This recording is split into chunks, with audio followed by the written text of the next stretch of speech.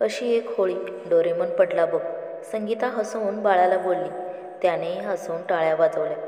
मग पटकन संगीताने दुधात भिजवलेल्या चपातीचा घास त्याच्या तोंडात भरवला. असंच फसवून किंवा हसवून संगीता बाळाला भरवत होती. 9 महिन्याचा बाळ झाला होता. अंगावर पोट भरत होत नव्हती. पण बाळाला कसे भरवायचे असते याची उत्तम कला प्रत्येक मातेला अवगत असते. आणि अचानक धप्प एक दगड छतावर येऊन पडला. आवाजाने सावरत होतीच तर दुसरा दगड येऊन पडला. आता अनेक दगड येऊन धप धप धप घरावर पडत होते. बाहेर मोठा मुलगा भोकांड वासत धावत येत होता. संगीता बाहेर आली. तिने समस्येचे गांभीर्य ओळखले होते. बाहेरचा गेट पटकन कुलूप लावून घेतला. मोठ्या मुलास आत येऊन घराचा मुख्य दरवाजा लावला. मोठा मुलगा रडता रडता तिला सांगत होता, बाबाला मारलं लोकांनी. माझ्या पाठीला बी हाणली एक. जमाव लांबून दगड फेकणारा आता घराजवळ आला. आता वाल कंपाऊंड चढून गावातील माणसं घरात येण्याचा प्रयत्न करीत होते. तोंडातून शिव्या सुरू होत्या. भडव्या गावाच्या इरूद जातो कार, भाडखाव हरामी, तू गेलास पळून, पर तुझ्या घरची रांडोळी करतो का नाही बघ आम्ही. संगीता खूप घाबरली. संजयने घराला सेफ्टी डोअरची व्यवस्था होती. तिने मागचा आणि पुढचा दरवाजा व्यवस्थित बंद केला. जमाव आत घुसला होता. खाली जेवणाच्या पडवीला साधा दरवाजा होता, तो तुटला. जमावाने सर्व सामानाची नासधूस केली. घरातील पाणी ओतून दिले. गॅसची शेगडी फोडून जमाव सेफ्टी डोअर तोडण्याचा प्रयत्न करीत होता. सेफ्टी डोअर तुटत नाही पाहिल्यावर काही जण घराच्या छपरावर चढले. त्यांनी ठरवले होते घरचे पत्रे काढून घरात प्रवेश करायचा. दगडफेकीने अर्धे अधिक कौले फुटून गेले होते. तेवढ्यात अण्णा आजोबा हलती मान घेऊन पुढे आले. वयाची 85वी ओलांडली होती. हातात काठी टेकीत गर्दीला शिव्या हाडसत आजोबा पुढे येऊन थांबले. गेटच्या वर चढत असणाऱ्या माणसांना त्यांनी काठीने बदडायला सुरुवात केली. निघा हरामखोरा बाहेर.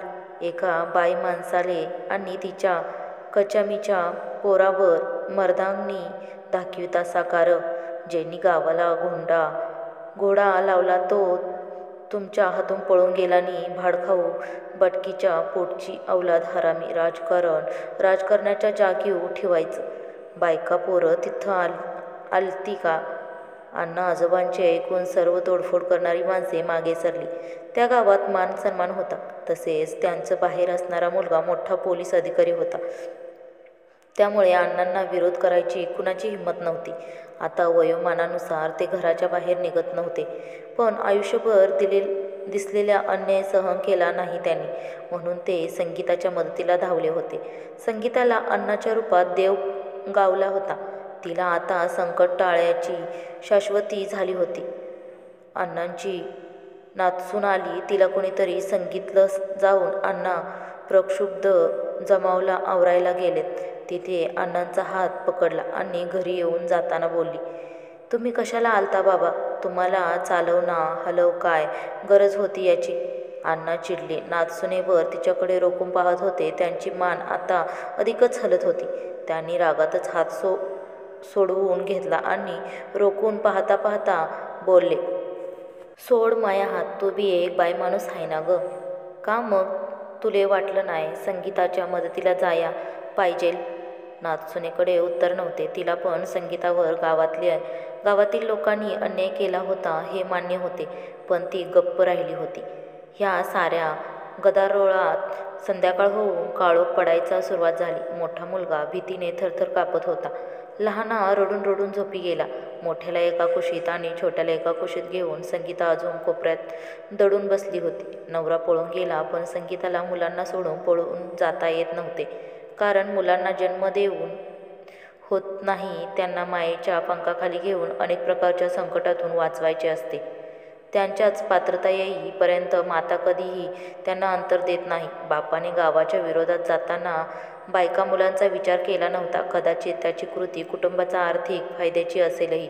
पण अंगावर असल्यावर स्वतःची जीव वाचवण्याची तो पळून गेला. संगीताचे माहेर गावातलेच, पण त्याच्याशी प्रेमविवाह केला म्हणून घरच्यांनी नाते तोडले होते. गावातील काही माणसं याला पडद्यामागून सपोर्ट करायची, पण त्याच्या अंगावर आले म्हणून त्यांनीही पळ काढला.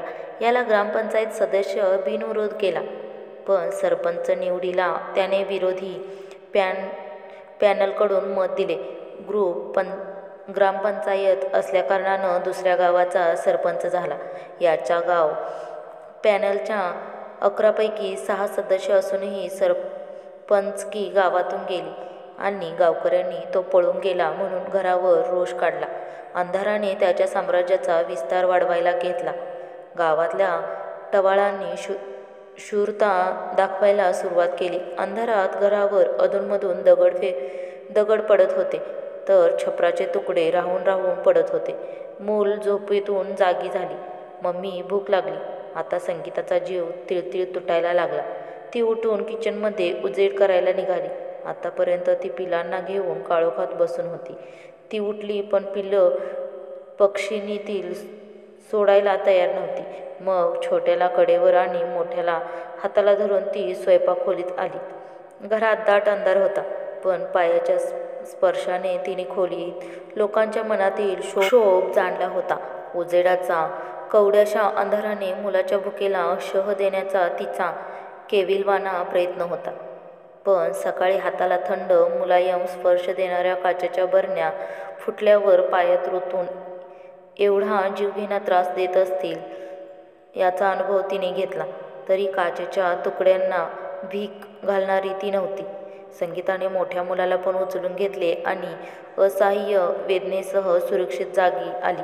आता किचनमध्ये तिला कवडासा प्रकाश किंवा पिलांना दाणे मिळणे दुरापास्त होते. आज अंध व्यक्तीच्या आयुष्यात किती अंधार असेल याचा ती अनुभव घेत होती. थरथर त्या पायाला हाताने वर उचलून काचा तर तिने उपसल्या, पण थांबणाऱ्या रक्ताला आवरायला उपाय सापडेने.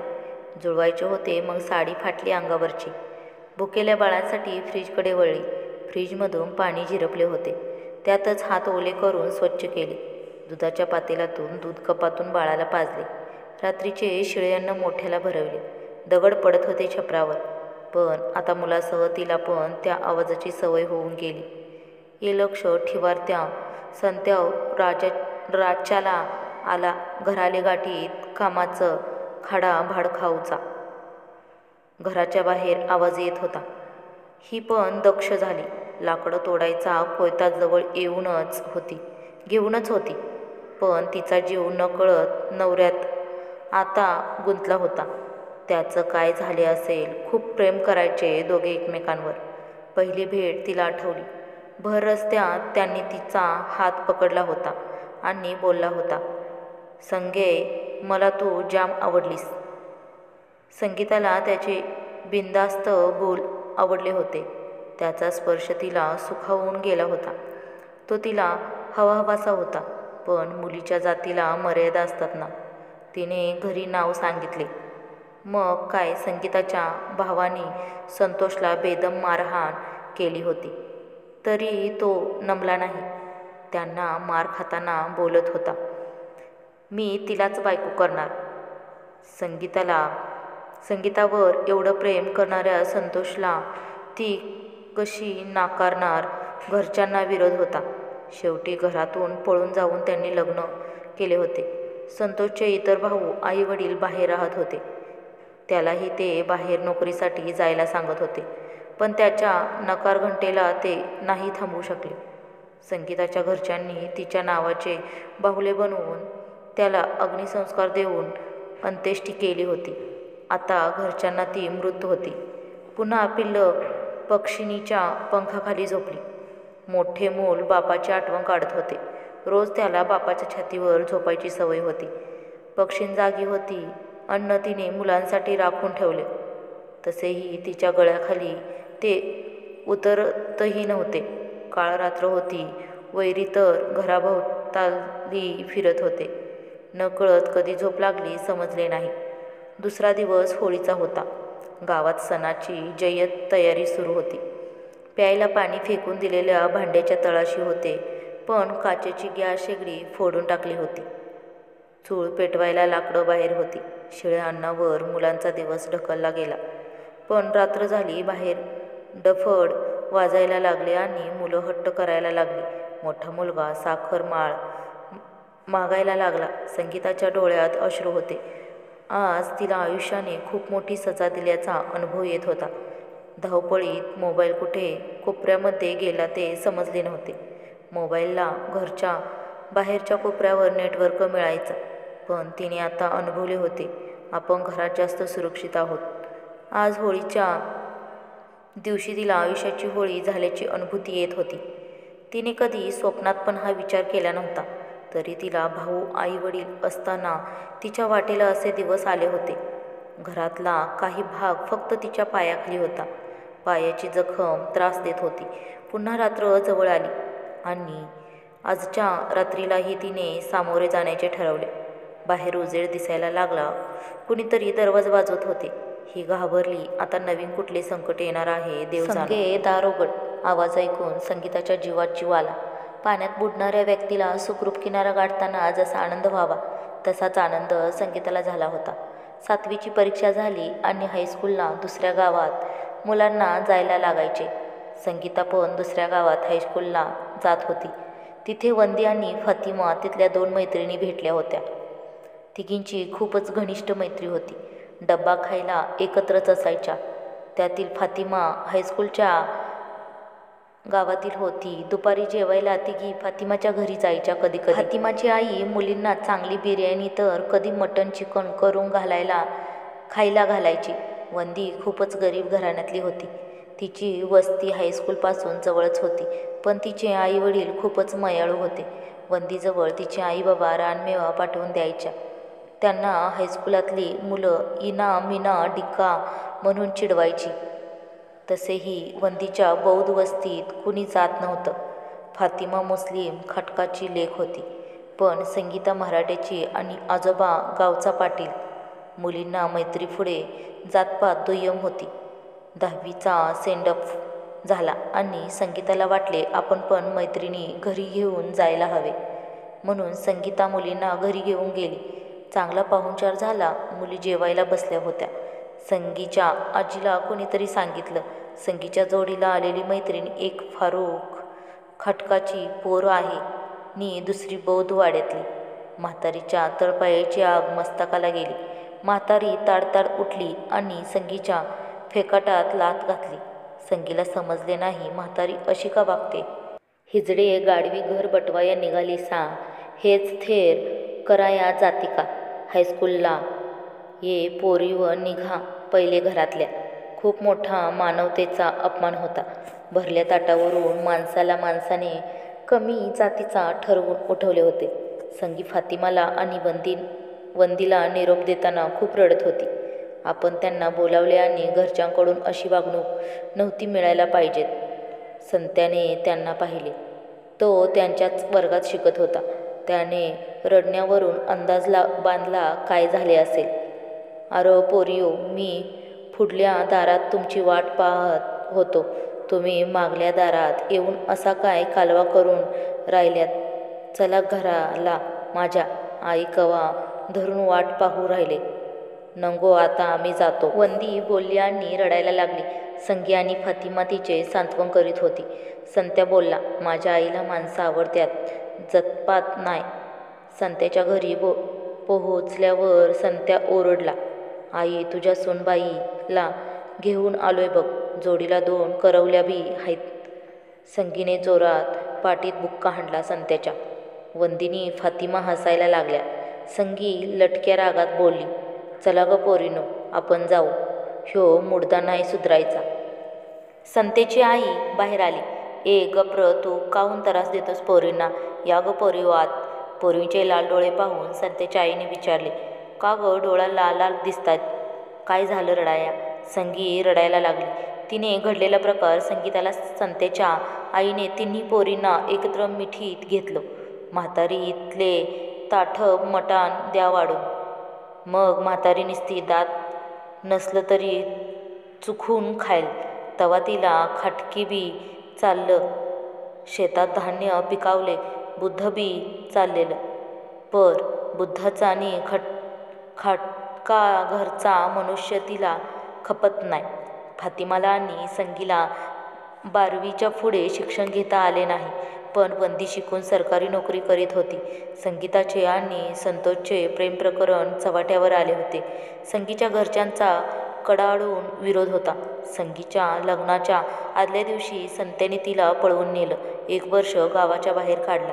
त्यावेळी वंदीची आणि फातिमाची मदत दोघांना झाली होती.